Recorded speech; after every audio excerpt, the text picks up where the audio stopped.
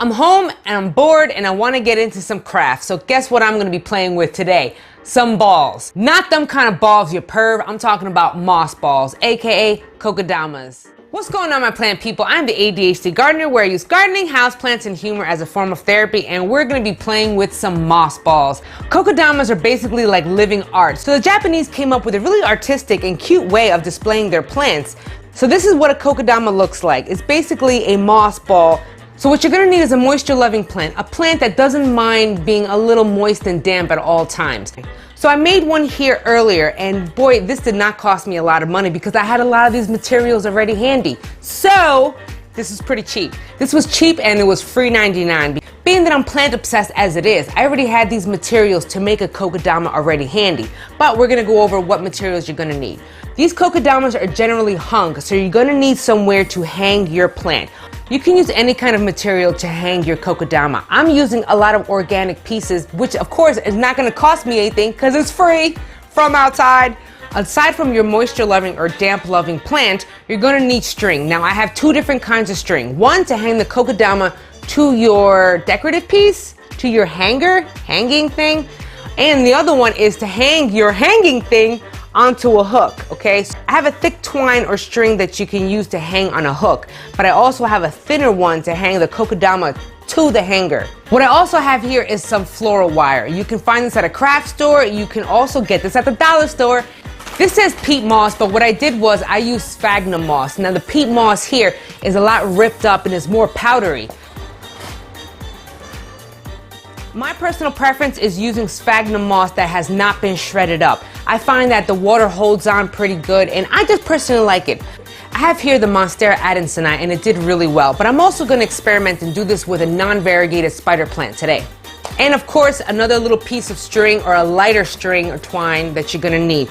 I have the peat moss or the sphagnum moss that's going to be holding into the roots.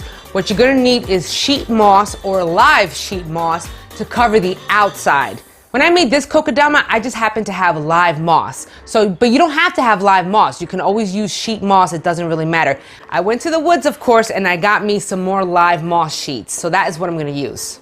Let's get started. I'm going to be playing with some balls. I had to say that. I'm 36 years old and I still get a kick out of saying balls. You're going to take your damp loving plant and then remove all the soil so you can have the roots exposed. Now keep that handy. You're going to moisten all of your moss. It has to be very damp. Now, I have two different kinds of moss in here already. I do have some of the shredded peat moss to absorb a little bit of the extra water. And I also have regular sphagnum moss. When the moss is damp, it holds its shape. So you're going to moisten up your moss. God, this sounds so funny. This sounds hilarious. You're moistening your moss. Moistening the moss. I'm molding a moistened moss ball. I moistened a moss ball. Now, of course, this will not ball together if it's not damp enough. You'll know if you put enough water into your sphagnum moss is because look, I made a ball. I'm holding a ball in my hands. Now there are two ways to fill this up. I've seen those who have made a ball and then cut it right in half, like this, and then lay the roots right inside and close them back up. See, that'll work. That'll work. I personally don't like that method. To be honest, I really don't like that. It didn't hold as well. Notice it just kind of like plopped open. I just enjoy the good old-fashioned way of just putting a bunch of soil together and squeezing. This is just me though. You can definitely make the ball and then open the moss ball in half and then plant the root inside. That's totally fine. All right. And you have to squish, okay? Squish, mold. Mold your balls, people. Mold your balls. One day I will not find saying the word balls funny. I'm telling you. Gosh. But look! A moss ball, people! A moss ball. All right? I always have so much fun making these. And of course, you do need patience. Mind you, plant projects do require some patience, and we all know I am not patient. There's no way that I can rush these things, man. You can't rush plants, yo, because it just backfires. It backfires. Plants work on their own time, yo, for real. But look, isn't that so cute? Look like it would be a Pokemon. Let me know in the comments down below if you think this would look like a Pokemon. Right? I feel like I should put eyes on this. It's so adorable. Now, mind you, when you're putting this, look, see that? See the water? You're squeezing out some water, but you're not squeezing out all of the water. You gotta retain some moisture in this moss. If you squeeze out too much water, your kokedama or your moss ball will fall apart. So it's gotta be a good amount of moisture in it. And you can definitely tell how much moisture you're going to use is if it keeps its shape. It's gotta keep its shape in order for it to count. I took a picture of this when I first made that one and it was beautiful. You can check that out on Facebook and Instagram. But wow, this is a gorgeous plant. It's going to stay in this shape, however, not for long because we have to wrap it up. So this is where the sheet moss or the outer layer of the moss comes into mind. When I did go into the woods, I wound up finding some moss. This is where it gets tricky. It only gets tricky if you're using live moss. I've noticed that when you use regular sheet moss, it is not as complicated. It doesn't fall apart as much. But when you're using live moss, it's very delicate. Live sheet moss has a little bit of dirt, but it's got a lot of roots on it. Hopefully this sheet moss is gonna attach to the sphagnum moss that I have here and all work out beautifully. That is the plan. You're just gonna lay out your sheet moss and you're just gonna wrap it. This is where it gets tricky if you're using live moss. But we're gonna try. We're gonna try. Just wrapping. I'm wrapping my kokedama. Wrapping with live moss is a lot harder.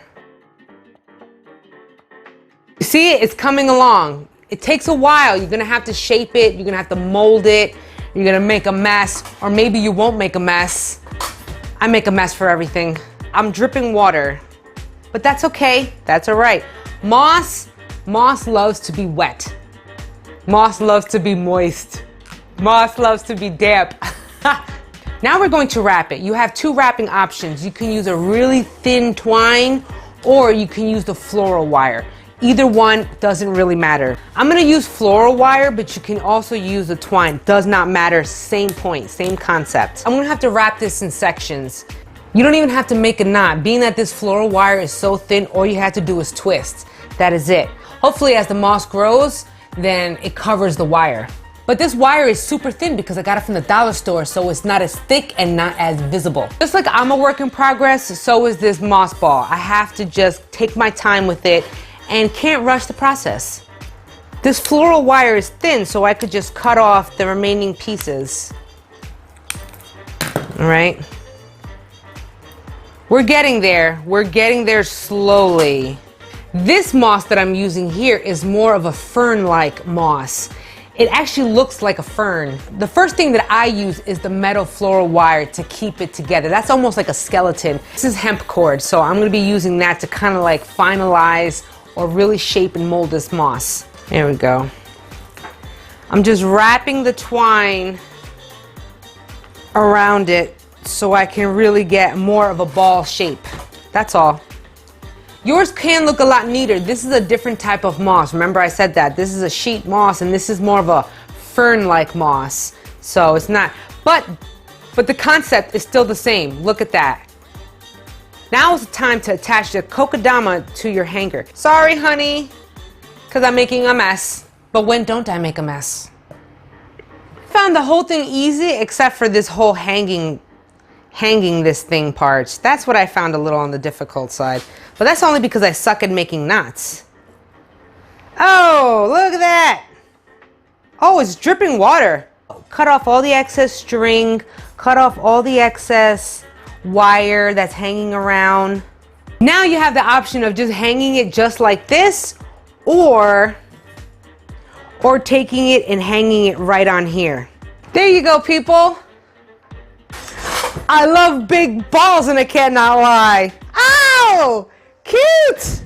I really had fun making this. I made a mess, but then again, I like to make mess. Let's go over quickly the maintenance of these kokedamas. Because the moss that I use to encase the sphagnum moss is live, I constantly need to worry about moistening and keeping this damp. Now I have this container. This is just for like a juice or water container. You can get this at the dollar store. I got it at the dollar store for $1. Take a container, take a pot, I don't care what you use, but it has to fit the size of the kokedama. This one fits perfectly right in here.